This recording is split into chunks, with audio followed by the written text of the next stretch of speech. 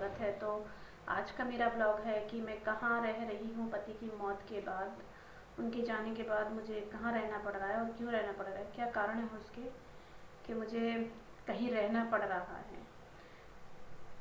तो आज का मेरा यही ब्लॉग है। तो चलिए चलते हैं ब्लॉग में। तो जब मेरे पति की मौत हुई तो उस समय मैं अपने ससुराल में ही थी, और जब उनके गुजर जाने के बाद मुझे अपने मायके आके रहना पड़ रहा है, क्योंकि मेरे लिए कोई घर नहीं था।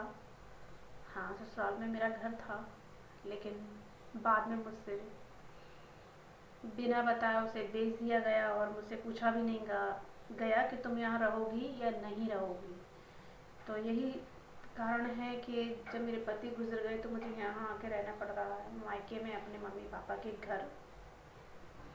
लेकिन किस लड़की को मायके में रहना ज़्यादा दिनों तक अच्छा लगता है, और मुझे भी अच्छा नहीं लगता। ये सोचती हूँ मैं भी अपने सेल्फ हूँ, या मेरे हस्बैंड का कुछ ठोस काम होता या कुछ बिजनेस होता या कोई जॉब होती तो मुझे अपनी लाइफ में इतनी परेशानियाँ नहीं होती अपने जीवन यापन के लिए, और मुझे यहाँ आके रहना नहीं पड़ता। लेकिन मेरी मजबूरी है जो मुझे अपने मायके में आके रहना पड़ रहा है। और मुश्किल होती है किसी लड़की को अपने मायके में आके रहना, और काफ़ी परेशानियाँ, क्योंकि जब औरत अकेली रहती है तो जैसे तैसे अपने पैरों पर खड़ी हो जाती है, लेकिन जब मायके में आके रहती है तो उसके पास, उसके ऊपर ससुराल की जिम्मेदारी और मायके की जिम्मेदारी दोनों होती है। तो बस यही रीज़न है मेरा कि मुझे मायके में आके इसलिए रहना पड़ रहा है, क्योंकि मेरे पास मेरा घर नहीं था। और जब मेरे पास मेरा घर नहीं था ससुराल वाला, तो मेरे मम्मी पापा मुझे यहाँ लेकर आए हैं। उन्होंने घर भेज दिया ससुराल वालों ने मुझसे बिना बताए, जो मुझे बाद में पता चला। जब मैं यहाँ थी अपने मायके में थी झांसी में, तब मुझे पता चला कि मेरा घर बिक गया और अब मेरे पास कोई घर नहीं है। वो भी एक घर था जो बहुत कच्चा घर था, जिसपे मतलब छप्पड़ था, दीवारें भी नहीं थी, आधी आधी दीवारें थी, और एक नाले पर घर बना हुआ था। और मुझसे कहा गया था कि तुम्हें वहाँ रहना है और यहीं रहना पड़ेगा। तो अगर मैंने उसका ऑब्जेक्शन किया तो लोगों को वो चीज़ रास नहीं आई कि नहीं, मैं यहीं रहना पड़ेगा जो भी है।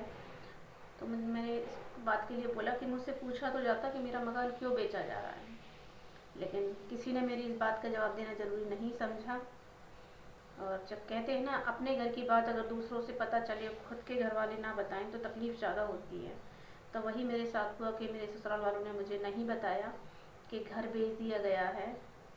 तो ये सारी सिचुएशन मेरे साथ हुई, और मुझे बस यही सब कारणों की वजह से यहाँ आके रहना पड़ रहा है, क्योंकि मुझे पसंद तो नहीं है ज़्यादा। कहती है ना, लड़की अगर ज़्यादा दिनों तक मायके में रहे तो वो भी रास नहीं आता है किसी को। तो बस ऐसे ही मेरी कहानी है कि मुझे अपने मायके में आके रहना पड़ रहा है। मजबूरी है मेरी, जब तक मैं अपने पैरों पे खड़ी नहीं हो जाती, कुछ करने नहीं लगती।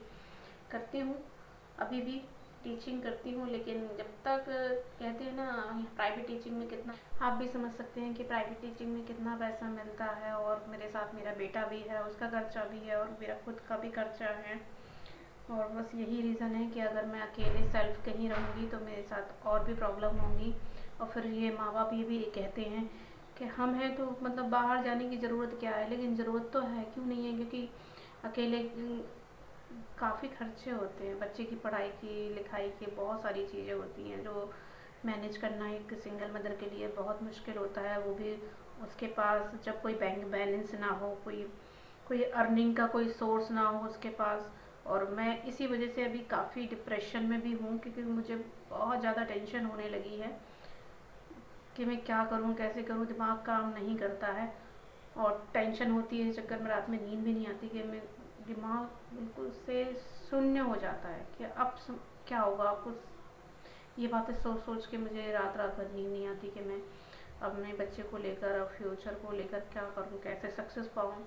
गवर्नमेंट जॉब की भी तैयारी कर रही हूँ तो वो भी नहीं हो रहा, पता नहीं क्यों लक मेरा साथ नहीं दे रहा, और भगवान भी पता नहीं मेरी कितनी परीक्षाएं लेगा। मैं ये सोच सोच के हैरान रहती हूँ, और मेरा मूड बहुत ख़राब रहता है। तो बाहर जाके अगर मैं अकेली रहती हूँ तो फिर बस ये है कि माँ बाप का छत है तो उनके घर में रह रही हूँ, कहीं रेंट नहीं देना पड़ता है, लेकिन बाकी के जो खर्चे होते हैं वो तो खुद ही उठाना पड़ते हैं। उनसे किस किस बात के लिए पैसे मांगूंगी, उनके अपने भी घर है, उनके नाती पोता बहू बेटा भी हैं। तो इसलिए मैं अपने माँ बाप से कभी अपना खर्चा नहीं मांगती हूँ। जो है जैसा है अपना खुद उसमें ही कोशिश करती हूँ कि अपने खर्चे कम से कम करूँ। और मेरा वैसे भी कोई खर्चा नहीं है, तो जो भी है बच्चे के लिए है, जितना भी है। अभी उसका एडमिशन करवाना है तो मेरे लिए वो दिक्कत है कि अब उसकी अगले क्लास में जाएगा तो उसके लिए भी पैसा चाहिए। तो यही सोच के मैंने मूड ख़राब हो रखा है कि अब क्या करूँ कैसे करूँ। नहीं है, इसलिए सोचा कि चलो अपनी लाइफ की जर्नी यूट्यूब पर शेयर की जाए और बताया जाए कि मेरी क्या क्या परेशानियाँ हैं। और आगे भी बताऊंगी अपने बारे में, क्योंकि अभी बात कुछ सुनने में आई है कि मेरा यूट्यूब वीडियो मेरे ससुराल वालों को शायद पसंद नहीं आ रहा है। तो क्यों नहीं आ रहा है वो मैं अगले पार्ट में आपको बताऊंगी, क्या रीज़न है, किस वजह से उन लोगों को लगता है कि क्यों वीडियो बना रही हो और ऐसा क्यों कर रही हो। तो इसका रीज़न भी मैं बताऊंगी आपको आने वाले ब्लॉग में। तो मिलते हैं फिर अगले ब्लॉग में।